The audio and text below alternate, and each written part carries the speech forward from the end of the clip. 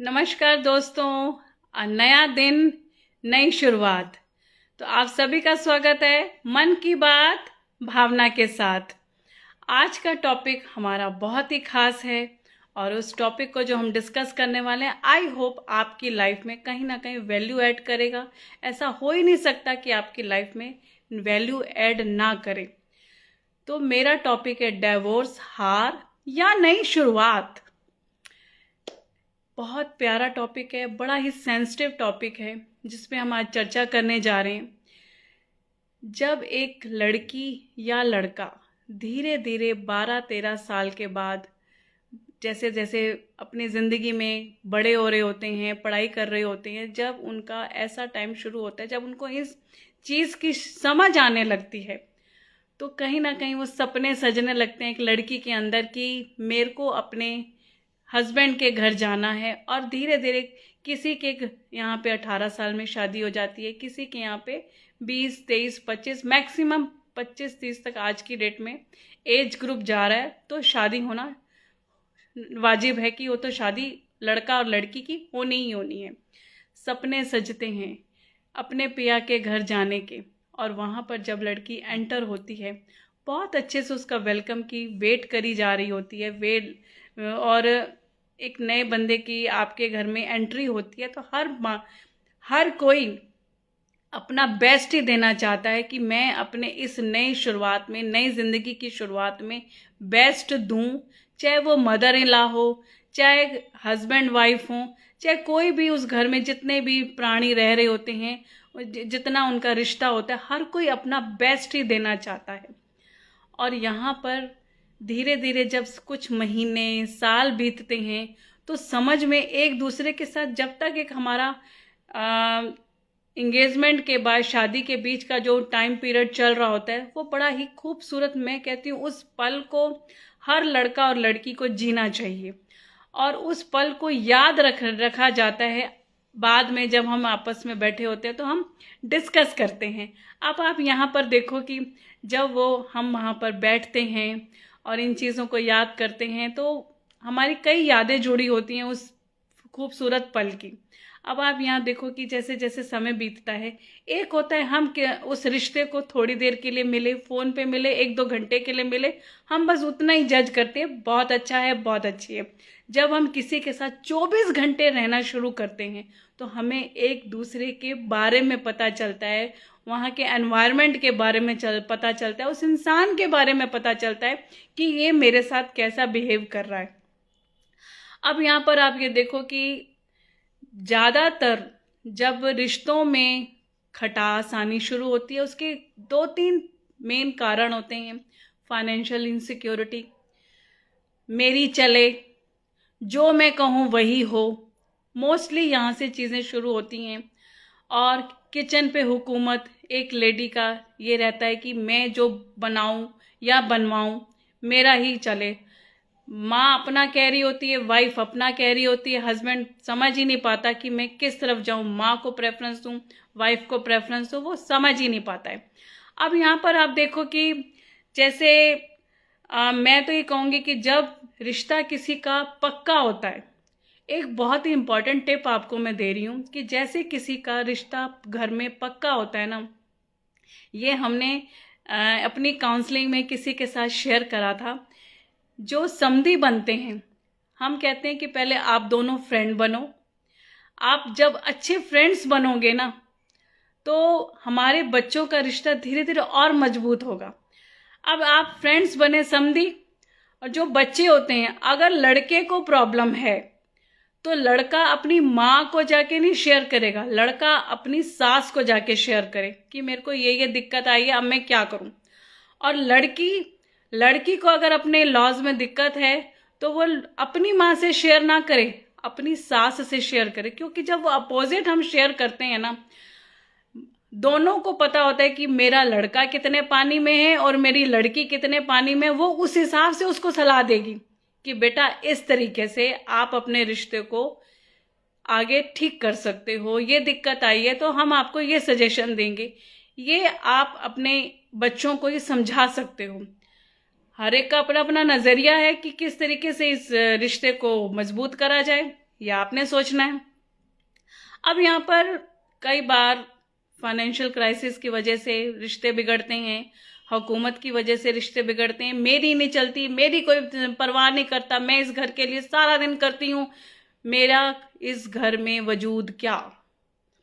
अब यहाँ पर जो मैं आपको समझाने जा रही हूँ कि आज आपको एक सॉल्यूशन भी मिलेगा कि जो भी इस टाइम अपने फैमिली रिलेशनशिप में रह रहे हैं, हमारे इंडिया में 70% जो डिवोर्स हो रहे हैं ना, वो उसका घर में जो रीज़न है, हमारे अब्रॉड में तो उसी वक्त 2 दिन के अंदर ही शादी इधर होती है, 15 दिन के अंदर डिवोर्स, महीने के अंदर डिवोर्स हो जाता है, वहाँ पर कोई इमोशंस नहीं है। हमारे इंडिया में डिवोर्स कम होते हैं, लेकिन घरों में मेंटल डिवोर्स ज़्यादा हो रहे हैं। हमारे डिवोर्स यहाँ हो रहे हैं, एक घर में रहकर कमरे अलग हो जाते हैं, बातचीत बंद हो जाती है, एक दूसरे से शेयरिंग खत्म हो जाती है। जहाँ शेयरिंग नहीं होगी, बातचीत नहीं होगी, तो पता कैसे चलेगा कि दिक्कत क्या है। पैसे से नीड्स पूरी हो रही हैं, बच्चे हैं, काम पूरे हो रहे हैं, लेकिन एक टाइम पर आकर थक जाते हैं कि बस एनफ इज एनफ, हो गया, मेरा हो गया, अब मैं और इस रिलेशनशिप में नहीं जा सकता या जा सकती। इस चीज़ों को अगर कुछ सॉल्यूशन की तरफ देखा जाए ना, तो रिश्ते बच जाते हैं। हम सॉल्यूशन की तरफ नहीं जाते, हम कहते हैं, ईगो में आ जाते हैं, हमारा हो गया, अब हम नहीं जा और इस रिश्ते को आगे बढ़ा सकते। अगर मैं यहाँ पर आपको कुछ थोड़ी ऐसी टिप्स बताऊं, आई एम श्योर आपकी लाइफ में जो भी प्रॉब्लम्स चल रही हैं, आपके बच्चे हैं, आप खुद हैं, आई एम श्योर ज़रूर आपको हल वो मिलेगा। अब यहाँ पर हम एक कंसेप्ट को समझते हैं कि इस रिश्ते को बचाया कैसे जाए, क्योंकि प्यार तो दोनों करते हैं, अलग कोई नहीं होना चाहता, बस ईगो कहीं ना कहीं बीच में आ जाती है। अब उसको ख़त्म करने का तरीका समझते हैं। Husband wife, mail energy, female energy. अब फीमेल एनर्जी क्या है? सॉफ्ट, करुणा, ब्लिस, प्यार, हैप्पीनेस, नॉलेज। औरत के अंदर ये सबसे ज़्यादा होती है, और उस औरत के अंदर सिक्स सेंस उसकी हमेशा एक्टिवेट रहती है, भगवान से उसको मिली हुई है, ये बाय डिफॉल्ट मिली हुई है। और उसकी जो लड़की होती है ना, हमारे पहले ज़माने में हमारे दादी नानी, इनके रिश्ते क्यों ज़्यादा चलते थे? क्योंकि इनकी फीमेल एनर्जी ज़्यादा एक्टिवेट रहती थी, उनके हस्बैंड जो डिसीजन लेते थे वो बोलती नहीं थी। और आज की नारी क्या कहती है कि हमारी दादी नानी, हमारी माँ ने सहा, हम नहीं सहेंगे। ठीक है, कौन कह रहा है सहो? पढ़ी लिखी हो मत सहो, सामने वाला भी पढ़ा लिखा परिवार है, मत सहो, लेकिन बैलेंस करो। बैलेंस एक वर्ड है, बैलेंस। अब इसको बैलेंस कैसे करना है? औरत की एनर्जी सॉफ्ट जो है 70% है, और 30% उस हस्बैंड की भी अंदर फीमेल एनर्जी होती है। आज की डेट में फीमेल के अंदर 90% मेल एनर्जी एक्टिवेट हो गई है। इस वर्ड को ध्यान से समझना कि 90% फीमेल के अंदर ये एनर्जी एक्टिवेट हो चुकी है, जिस वजह से अथॉरिटेटिव ज़्यादा हो गई है। अब ये मेल एनर्जी कैसे एक्टिवेट हो गई? एक शेर ऑलरेडी घर में मेल मेंबर है, जो फीमेल है उसके अंदर मेल एनर्जी एक्टिवेट हो गई है, तो घर के अंदर कितने मेल हो गए? 2। जहां 2 मेल हो गए तो क्या होगा? टकराव। समझने वाला कोई, जब 2 शेर मिल गए तो भिड़ेंगे ना आपस में, जब 2 शेर मिल गए वो भिड़ेंगे आपस में।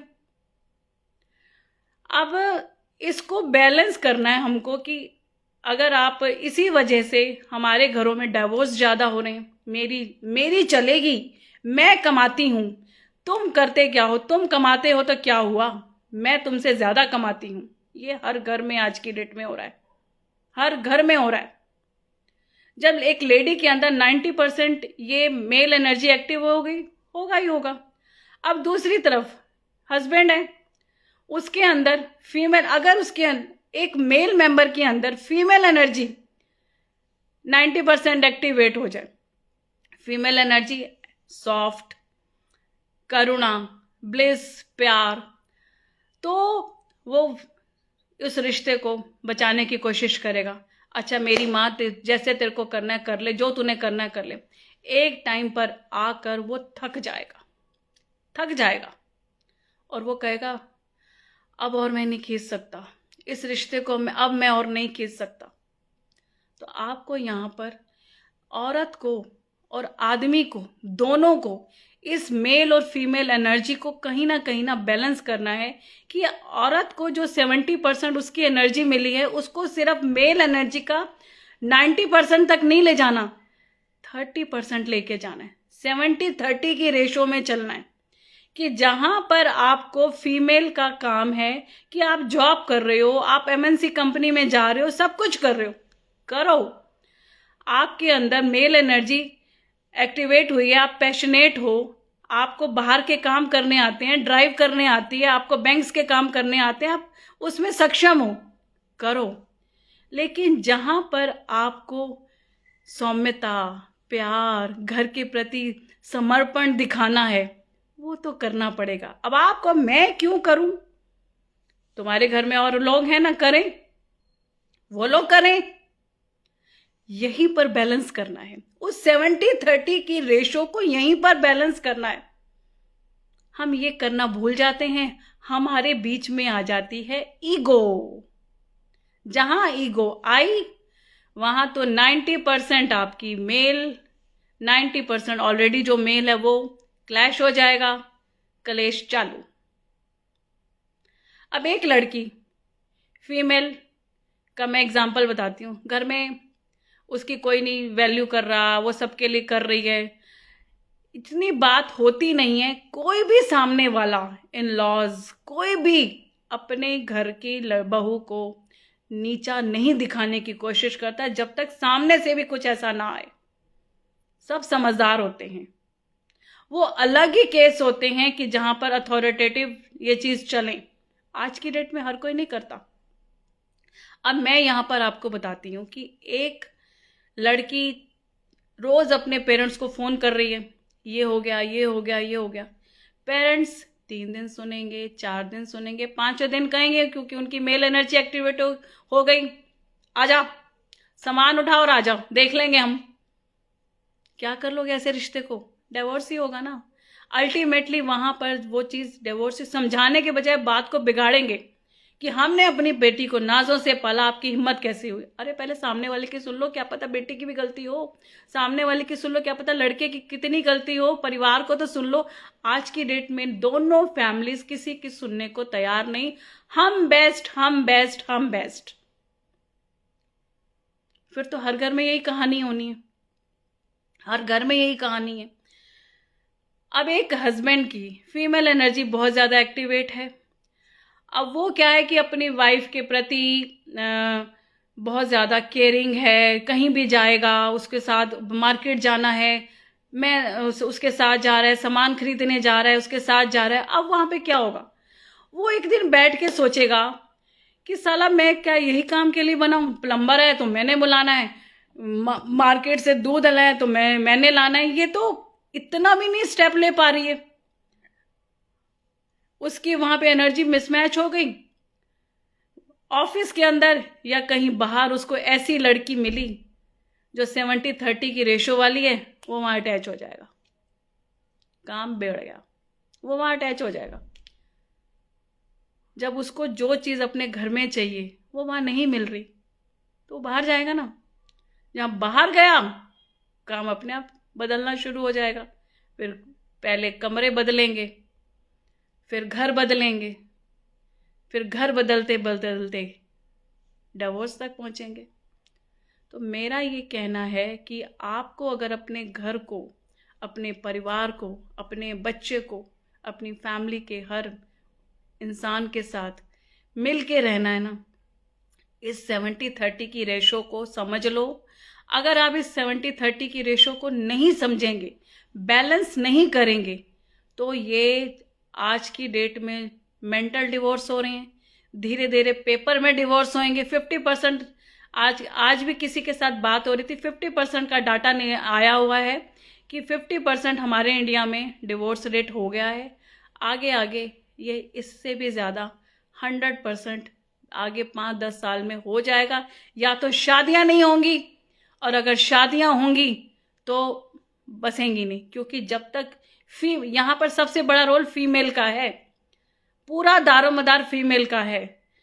अगर वो अपनी 70-30 की रेशो को नहीं बैलेंस करेगी, अपनी मेल एनर्जी को एक्टिवेट रखेगी, 90-95% तक रखेगी, तो 2 घर में 3 घर में मेल होंगे तो प्रॉब्लम होगी। अब मैं आपको एक बताती हूँ कि जो हमारे पहले के ज़माने में दादी, नानी, सास, बहू, ननद, कोई एक घर में ऐसा इंसान ज़रूर होता था जिसकी मेल एनर्जी हाई होती थी। उसके घर में एक चम्मच भी नहीं हिल सकता था उस लेडी से पूछे बिना, चम्मच भी नहीं हिल सकता था। तो रिश्ते क्या होते थे? बिखरते ही थे ना, क्योंकि उनको अपने फैमिली में अपने हस्बैंड से वो प्यार नहीं मिला, क्योंकि उनकी भी एनर्जी डिफरेंट, यहाँ सारा एनर्जी का खेल है।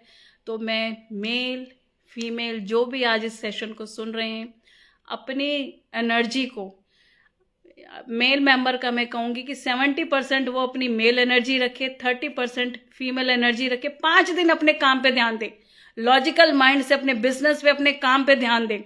और जो जहाँ पर 30% जो 2 दिन होते हैं ना, अपने परिवार को दे, घूमे फिरे, मेडिटेट करे, बाहर घूमने जाए, 6 महीने अपने पे काम करे, उस सॉफ्ट एनर्जी को एक्टिवेट करे, 70-30। और वाइफ को ऑफिस जाए, बच्चे संभाले, घर देके, हर चीज करे, लेकिन जहां पर उसको प्यार करुणा दिखानी है ना, वो उस चीज को एक्टिवेट करे। नहीं तो आपको अपना, मैंने सॉल्यूशन, आपका रिजल्ट मैंने बता दिया कि घर कहाँ जाएगा, बच्चे कहाँ जाएंगे, मैंने आज आपको ब्रीफ में बता दिया। अब ये आप डिसाइड करो कि अपनी एनर्जी को बैलेंस कैसे करना है, 90% या 70-30% या 30-70%, इट्स अप टू यू कि आपको इन चीज़ों को बैलेंस कैसे करना है। डिवोर्स रेट ख़त्म करने हैं तो इस एनर्जी को बैलेंस करना पड़ेगा। आई होप आज का सेशन मैंने आपकी लाइफ में ज़रूर वैल्यू ऐड करी होगी, और इससे रिलेटेड कोई भी क्वेरी है तो आप मेरे को मैसेज कर सकते हैं, डीएम कर सकते हैं, और हम कल फिर मिलेंगे नए टॉपिक के साथ, ठीक रात 8 बजे, मन की बात भावना के साथ। Thank you, have a good day.